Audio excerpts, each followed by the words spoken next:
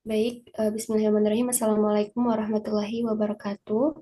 Sebelumnya, terima kasih kepada Bapak Saifuddin Rahmatullah MSI yang telah mempersilahkan kepada kelompok kami untuk mempresentasikan hasil diskusi mengenai fotosintesis, reaksi terang, dan reaksi gelap. Boleh di next?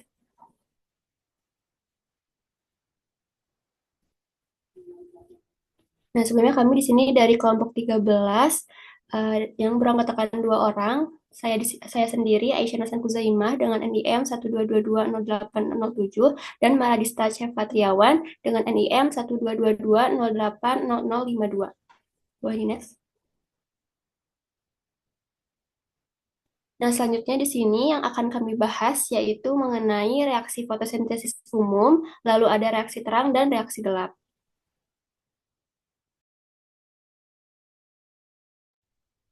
Nah, di sini ada pengertian dari fotosintesis sendiri yang akan dijelaskan oleh saya sendiri. Jadi, fotosintesis itu merupakan sintesis yang memerlukan cahaya. Nah, ada dua kata, yakni di sini ada foto dan ada sintesis, yang mana fotos itu merupakan cahaya dan sintesis itu merupakan penyusunan atau membuat bahan kimianya. Mungkin untuk selanjutnya akan disampaikan oleh Cepak, Kepala Cepak, disilahkan.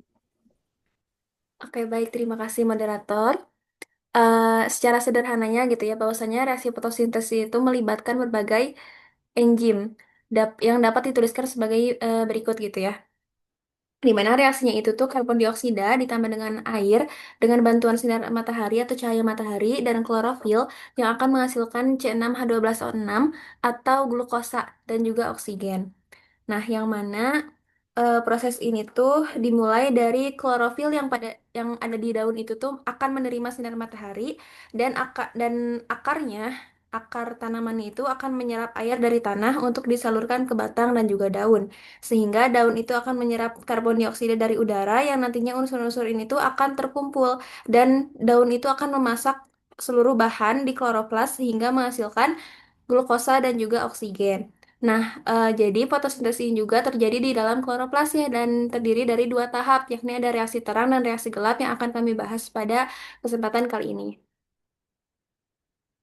Oke, nah untuk pembahasan yang pertama yaitu mengenai reaksi terang atau dengan kata lainnya fotokimia atau Dower-Hills, di mana reaksi terang ini tuh merupakan tahapan awal fotosintesis yang mengubah energi cahaya matahari menjadi energi kimia dalam bentuk ATP dan juga NADPH. Di mana reaksi terang ini karena terang gitu ya, jadi tentunya membutuhkan cahaya matahari gitu, di mana cahaya matahari ini tuh untuk digunakan sebagai energi penggeraknya gitu, di mana energi matahari ini tuh akan menggerakkan elektron sehingga proses fotosintesis itu bisa berjalan dengan lancar atau bisa berlangsung.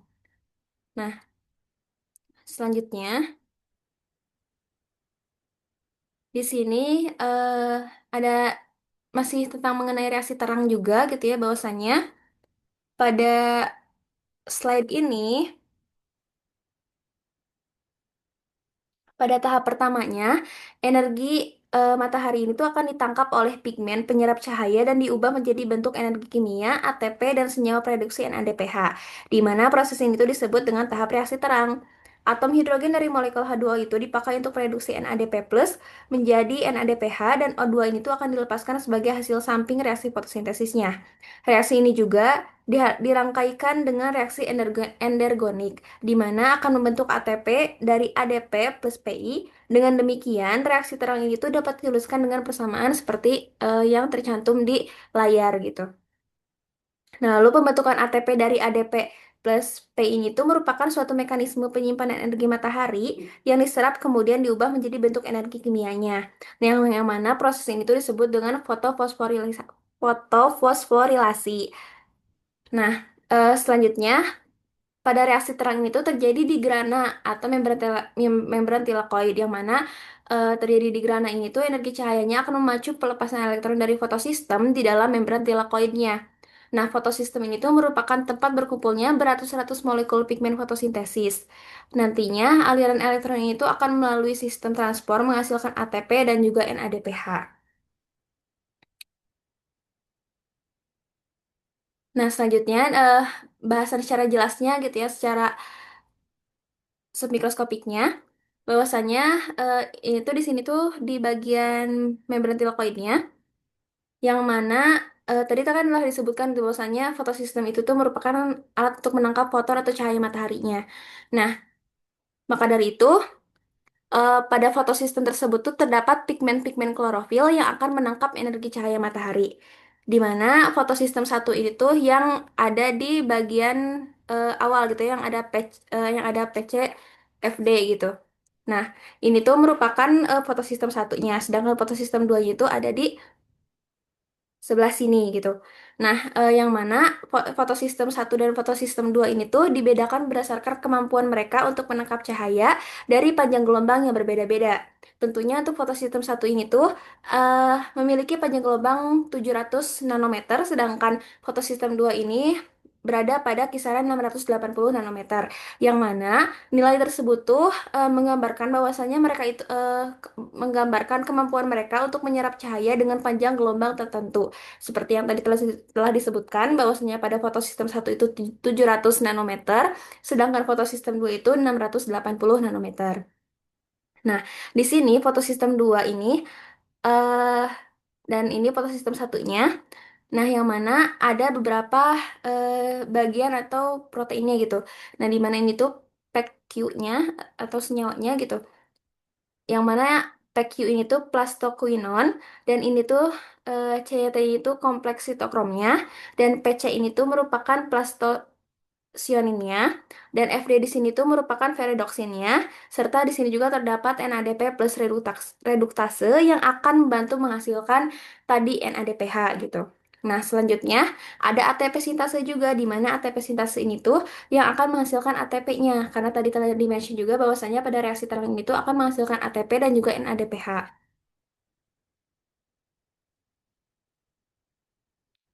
Oke, karena tadi juga sempat mention mengenai fotofosforilasi.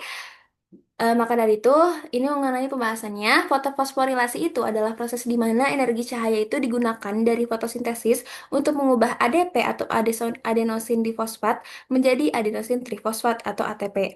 Nah, ini tuh merupakan proses di mana molekul ATP yang kaya energi itu disintesis melalui pemindahan gugus fosfat ke molekul ADP selama adanya sinar matahari. Nah, fotofosforilasi ini juga dibagi menjadi dua macam. Ada fotofosforilasi siklik dan juga non-siklik. Untuk lebih jelasnya akan dilanjutkan. Yang pertama itu mengenai fotofosforilasi non-siklik, di mana pada pengertiannya, fotofosforilasi non-siklik ini merupakan proses yang menghasilkan pergerakan elektron dengan cara non-siklik untuk mensintesis molekul ATP dengan menggunakan energi dari elektron tereksitasi yang disediakan oleh fotosistem 2. Nah, di gambarnya, di sini bisa dilihat bahwasannya ada foton. Nah, foton itu tuh merupakan cahaya matahari. Jadi nantinya itu cahaya matahari ini tuh akan ditangkap oleh klorofil dalam fotosistem 2 yang ini. Nah, sehingga elektron di pusat fotosistem itu tuh akan naik ke tingkat energi yang lebih tinggi dan ditangkap oleh akseptor primernya. Sehingga elektron tersebut tuh akan mengalir turun untuk menuju tingkat energi awalnya.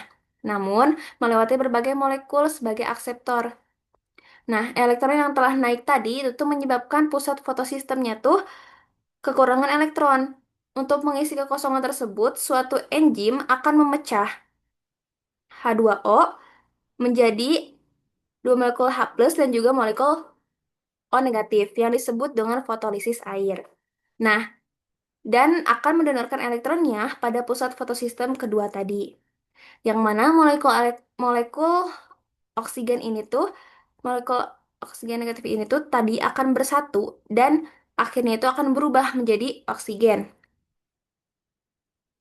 yang akan dilepas oleh tumbuhan. Sehingga hasil dari fotolisis air itu tuh berupa oksigen. Nah, elektron dari fotosistem 2 ini tuh naik dan ditangkap akseptor akan dialirkan menuju sederetan protein yang akan mengantarkan elektron tersebut kembali ke tingkat energi semulanya. Ketika ditangkap oleh sederetan protein tersebut, Elektron ini akan melepaskan sebagian energinya sehingga dapat digunakan untuk membentuk ATP. Nah, ini ya. Ini ATP-nya. Nah, di samping itu, elektron di fotosistem satu telah tereksitasi ke tingkat energi yang tinggi juga, yang lebih tinggi juga karena menangkap energi cahaya matahari. Nah, elektron dari fotosistem 2 ini tuh akan turun dari kompleks protein dan mengisi kekosongan pada fotosistem satu. Sedangkan elektron dari fotosistem satu ini akan naik dan ditangkap oleh akseptor primer dan diteruskan menuju ke FD atau FD ini tuh merupakan redoksin sebagai perantara sebelum menuju ke NADP plus reduktasinya, di mana NADP plus reduktasi ini tuh merupakan enzim yang akan menggunakan elektron untuk reaksi reduksi, sehingga nantinya akan membentuk NADPH atau NADP plus ini tuh akan mengikat ion H plus membentuk NADPH.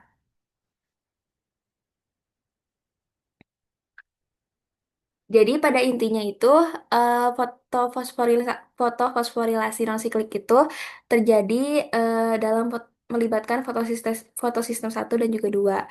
Nah, lain halnya dengan fotofosforilasi siklik, di mana fotofosforilasi siklik ini tuh merupakan proses yang menghasilkan pergerakan elektron secara siklik untuk mensintesis molekul ATP. Dalam proses ini tuh sel tumbuhan mengubah ADP menjadi ATP untuk memperoleh energi langsung bagi selnya. Proses fotofosforilasi siklik ini juga umumnya terjadi di membran tilakoid dan memanfaatkan fotosistem satu dan klorofil P700 atau P700 ini tuh yang tadi gitu ya panjang gelombang dengan 700 nanometer. Nah, untuk reaksinya itu kurang lebih hampir mirip atau hampir sama gitu ya bahwasannya, tapi yang membedakannya itu bahwasannya di fotofosforilasi siklik ini tuh hanya melibatkan fotosistem satu saja, lain halnya dengan tadi yang non siklik. Nah, jadi nantinya tuh energi cahaya akan menggerakkan elektron pada fotosistem satu sehingga naik ke tingkat energi yang tinggi. Nah, yang mana hal itu tuh dinamakan dengan aktivitas klorofil. Nah, terus elektron yang naik itu akan ditangkap oleh akseptor primer, kemudian disalurkan menuju ferredoksin, plastoquinon, kompleks sitokrom, dan juga plastosianin. Di mana menuju menuju molekul-molekul ini tuh akan mengakibatkan peningkatan energi sehingga mampu mengubah ADP menjadi ATP. Jadi menghasilkan ATP gitu. Nah, untuk proses fotofosforilasi siklik itu segitu gitu ya. Jadi pada fotofosforilasi siklik ini menghasilkan ATP, sedangkan di non-sikliknya itu menghasilkan ATP dan juga NADPH. Yang mana ATP dan NADPH ini tuh digunakan untuk reaksi gelap nantinya. Nah, sedangkan oksigen yang dihasilkan juga itu tidak digunakan untuk reaksi gelap, tapi akan dilepas ke udara untuk hewan dan juga manusia gitu. Sehingga perbedaannya itu antara siklik dan non-siklik ini, eh, tadi ya non-siklik itu merupakan eh, fotofosforilasi yang melibatkan dua fotosistem, yakni fotosistem satu dan juga dua. Dan nantinya tuh air itu akan dipecah yang dinamakan dengan fotolisis air. Dan akan menghasilkan ATP, NADPH, dan juga oksigen. Sedangkan siklik hanya melibatkan fotosistem satu dan tidak memerlukan air sebagai donor elektron dan juga hanya menghasilkan ATP saja. Kurang lebihnya segitu, dikembalikan lagi ke moderator. Baik, terima kasih Maladista. Untuk selanjutnya itu mengenai reaksi gelap yang akan disampaikan oleh saya sendiri. Jadi reaksi gelap atau reaksi reduksi karbon yang dikenal itu siklus Kelvin gitu ya. Yang mana penamaan siklus Kelvin itu berasal dari penemunya yakni Melvin Calvin Lewis. Yang mana siklus ini tuh akan berputar sampai ke molekul asalnya. Siklus Calvin ini merupakan reaksi pembentukan glukosa melalui reaksi kimia yang mengubah CO2 dan beberapa komponen menjadi glisel gliseraldehyda 3 fosfat. Nah, jadi siklus Calvin ini tuh sendiri menjadi bagian dari proses fotosintesis. Nah, proses siklus tidak membutuhkan cahaya, nih ya, yang ada di pinggir. Jadi itu reaksi gelap itu juga tidak membutuhkan cahaya. Namun reaksi ini menggunakan atau memanfaatkan ATP dan NADPH yang sesuai tadi dijelaskan oleh CEPA gitu. Nah, adapun tempat terjadinya siklus ini yakni di stomata. Nah, reaksi ini tuh reaksi gelap itu menghasilkan gula. Kenapa sih bisa menghasilkan gula? Jadi boleh di next nanti akan saya jelaskan di slide berikut selanjutnya. Nah, jadi siklus Calvin itu kan mempunyai prosesor karbon dioksida.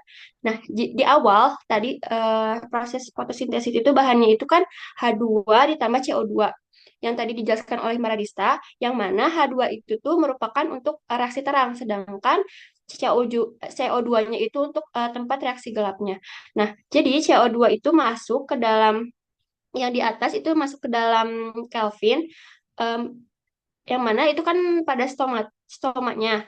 Lalu langsung ditangkap oleh RUBP yang sebelah kiri, RUBP atau ribulosa bisfosfat yang mana itu mempunyai karbon 5 gitu. Lalu nanti masuk satu karbon dari atas yang CO itu kan ke masuk satu karbon dari CO2, jadi ada 6 sebelah kanan.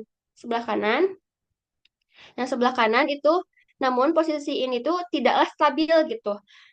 Jadi ketika sudah bereaksi dalam permilian detik itu dia akan terpecah gitu menjadi tiga fosfogiliserat gitu. Sesuai yang ada di gambar yang mana tiga fosfogliserat itu tuh dua molekul.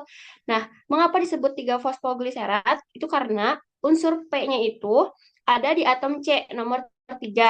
Makanya disebut tiga fosfogliserat. Nah, lalu proses selanjutnya adalah ATP. Nah, ATP itu yang tadi dihasilkan di reaksi itu dia akan menambahkan P-nya masuk ke dalam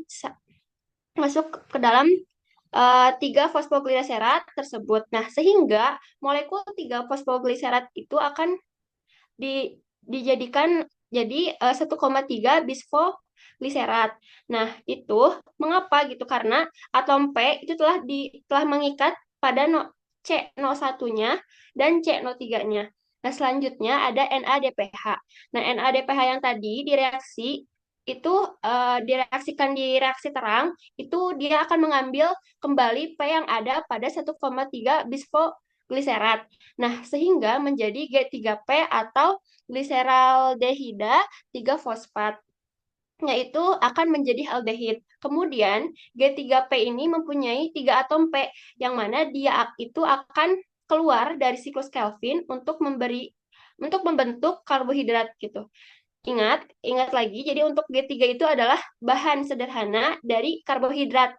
Dia itu menggunakan G3P yang lainnya untuk membentuk C6H12O6 yang di bawah atau gula gitu ya.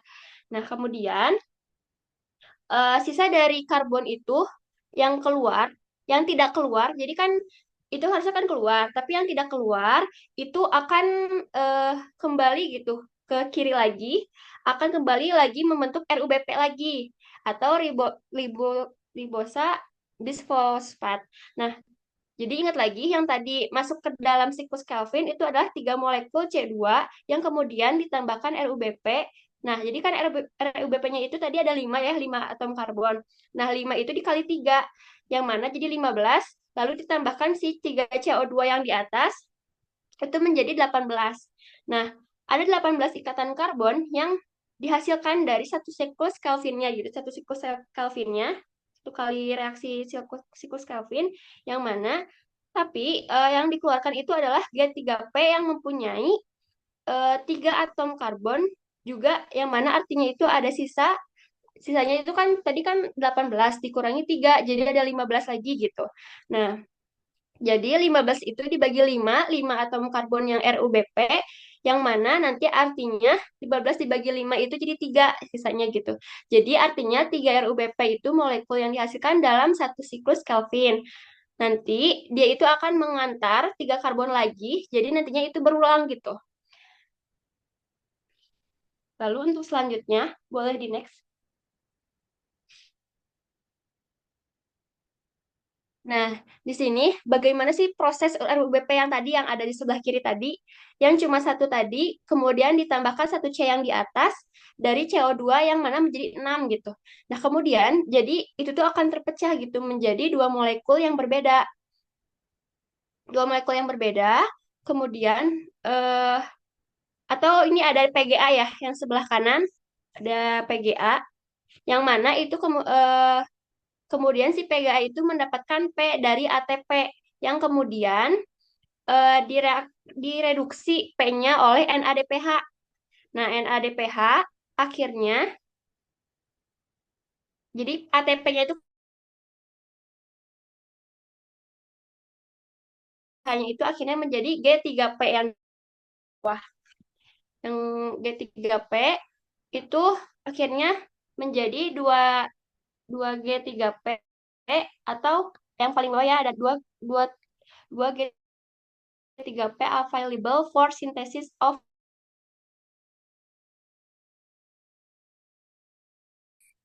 Nah, mungkin boleh di next.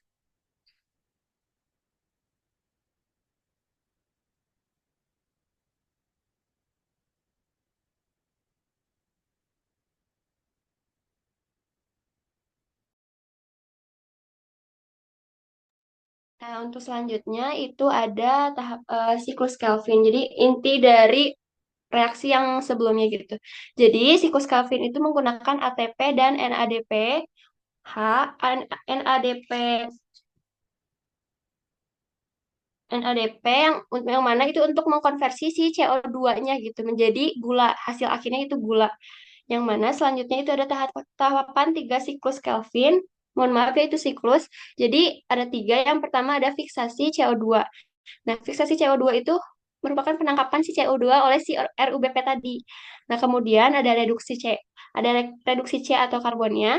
Lalu yang terakhir itu ada regenerasi RUBP yang mana atau akseptor CO2-nya yang mana itu yang akan kembali lagi gitu menjadi RUBP yang tidak keluar dari siklus Kelvinnya.